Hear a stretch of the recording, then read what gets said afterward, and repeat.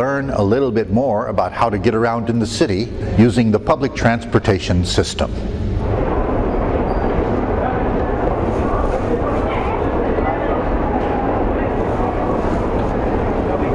We have just come up into the exchange area for the different metro systems, and I have taken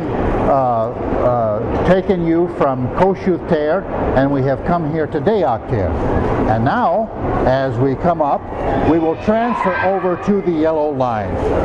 If you will see, there are many different entrances here for the different lines in Budapest. And if you look up, you will see the transfer directions for the yellow line, number 1, the metro, number 3, and also for an exit going upstairs to the streets above. Now we're going to go onto the yellow line. As we come through, of course, don't forget to punch your tickets. And always carry your tickets with you on this system, because the monitors have the authority to stop you at any time and ask for your ticket.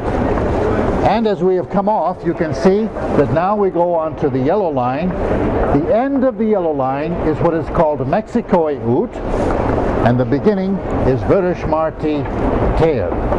Now we're going on to the Millennium Tour. Let's go.